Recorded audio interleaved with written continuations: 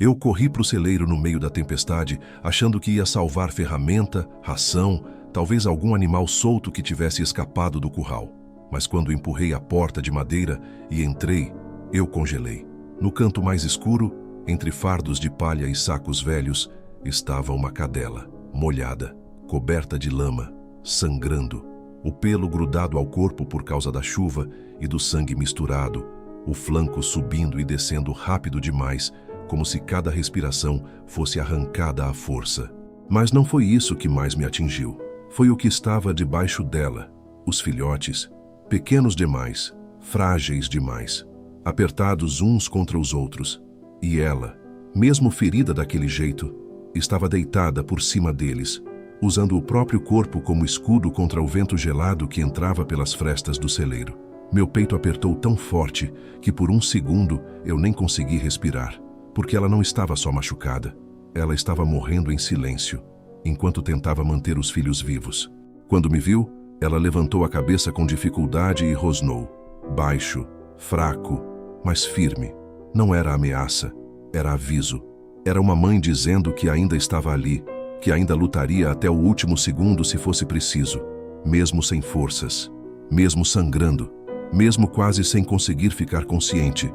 Eu fiquei parado olhando aquela cena, sentindo algo dentro de mim quebrar de uma forma que eu nunca esqueci, porque ali, diante dos meus olhos, não estava só um animal, estava a forma mais pura de amor que eu já tinha visto. Eu dei um passo à frente. Ela tentou se levantar, falhou, mas tentou. Ainda assim, ainda por eles.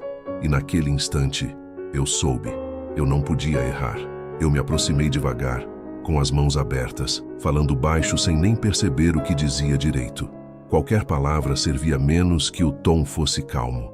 Ela estava no limite, e eu via isso em cada tremor do corpo dela. Calma, calma, eu vou ajudar.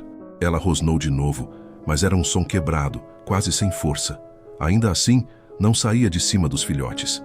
Mesmo sangrando, mesmo tremendo, mesmo claramente à beira de apagar, ela continuava ali, protegendo.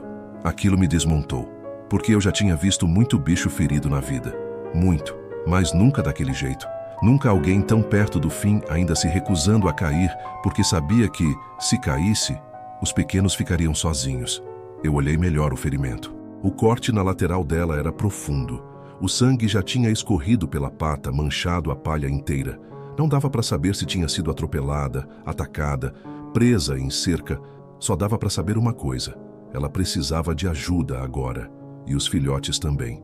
Eu fui até o armário velho do celeiro e puxei tudo o que encontrei. Cobertores, panos limpos, uma caixa grande de madeira, garrafa d'água, o que estivesse ao alcance. Voltei correndo e me ajoelhei mais perto. Ela me observava sem piscar. Cada músculo ainda tenso, cada instinto ainda em alerta, mesmo quando o corpo já não acompanhava mais. Eu estendi um cobertor no chão ao lado dela, criando um espaço seco e quente. Depois outro, e mais outro. Devagar, sem tocar nela, sem forçar nada. Ela acompanhava cada movimento, rosnando baixo, respirando pesado, mas ficando. Até que eu tentei aproximar um pouco a mão dos filhotes. Na mesma hora ela reagiu. O corpo inteiro tensionou. O rosnado saiu mais forte. E eu parei. Porque naquele instante eu entendi uma coisa. Ela não estava resistindo por medo de mim. Ela estava resistindo porque acreditava que se saísse de cima deles por um segundo, eles morreriam. E ali, tudo mudou para mim. Porque agora eu sabia, antes de salvar ela, eu precisava convencer aquela mãe de que seus filhotes estavam seguros.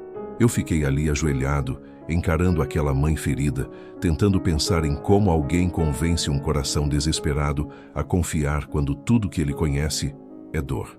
Porque era isso que eu estava vendo diante de mim.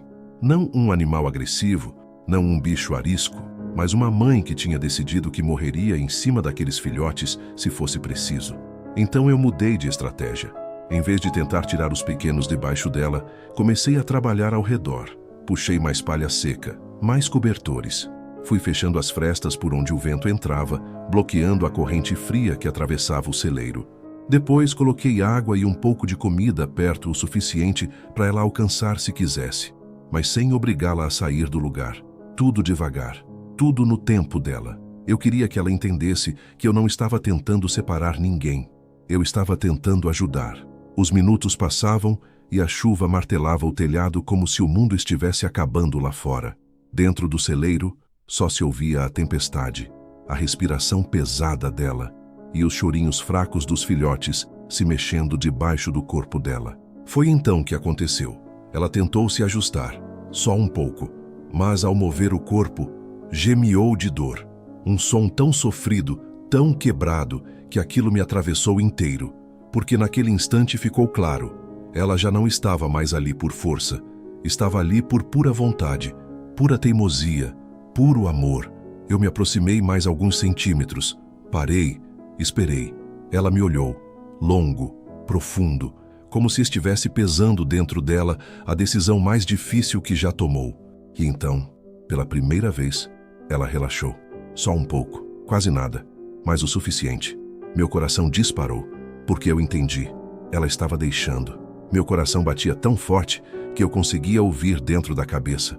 Eu sabia que aquele pequeno gesto dela, aquele mínimo relaxar do corpo, era a maior prova de confiança que uma criatura naquele estado podia me dar. E eu não podia desperdiçar. Devagar, muito devagar, estendi as mãos até os filhotes. Peguei o primeiro com cuidado, esperando a qualquer instante que ela reagisse. Mas ela não reagiu. Só observou, com os olhos fixos, contando, conferindo, garantindo que eu não faria mal. Eu coloquei o pequeno na caixa forrada de cobertores. Depois outro, um por um, sempre no campo de visão dela, sempre perto o suficiente para que ela visse. Quando o último filhote foi colocado na caixa, ela tentou se mover na direção deles, mas o corpo falhou. Ela gemeu e caiu de lado. Meu sangue gelou. Não, não, aguenta mais um pouco. Eu fui até ela na hora. Passei um braço com cuidado por baixo do corpo dela e senti o quanto ela estava leve. Leve demais, fraca demais, como se tivesse gasto tudo o que tinha, absolutamente tudo, só para chegar até aquele celeiro e manter os filhos vivos até alguém aparecer. Com esforço, levei ela até a caixa, e no instante em que a deitei ao lado dos filhotes, ela fez algo que eu nunca vou esquecer. Mesmo sem forças, mesmo tremendo, mesmo quase apagando, ela se arrastou alguns centímetros, só o suficiente para se curvar ao redor deles outra vez, protegendo, ainda, até ali, até o último limite do próprio corpo. Eu senti meus olhos encherem na hora, porque naquele momento eu entendi uma verdade que nunca mais saiu de mim. Ela não estava tentando sobreviver, ela estava tentando garantir que eles sobrevivessem. Eu fiquei ali ajoelhado ao lado daquela caixa por um longo tempo, sem conseguir desviar os olhos da cena diante de mim. A tempestade ainda rugia lá fora, o vento ainda sacudia as paredes do celeiro, mas ali dentro, tudo parecia silencioso, porque naquele pequeno espaço forrado de cobertores, uma mãe ensanguentada, destruída de dor, ainda encontrava forças para fazer a única coisa que importava para ela: manter os filhos vivos. Os filhotes choravam baixinho, se apertando contra o corpo dela. E ela, mesmo quase inconsciente, ainda ajustava a posição, ainda os puxava para perto, ainda tentava cobrir cada um, como se o próprio corpo já tivesse decidido que só poderia descansar quando tivesse certeza absoluta de que eles estavam seguros.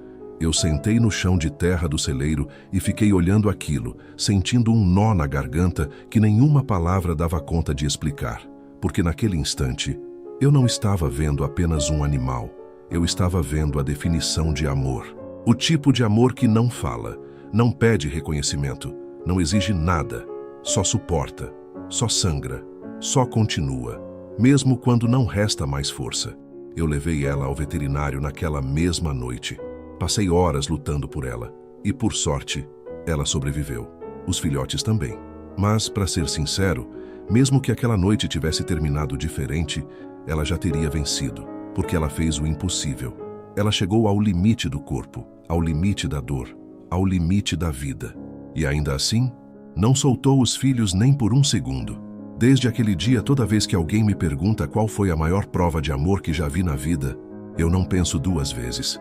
Eu lembro daquela tempestade, daquele celeiro, daquele chão coberto de sangue e palha, e daquela mãe que estava morrendo. mas escolheu continuar viva só mais um pouco, até ter certeza de que seus filhos não morreriam com ela. E toda vez que eu lembro, eu penso a mesma coisa. Não existe força maior no mundo do que o coração de uma mãe que decidiu não desistir,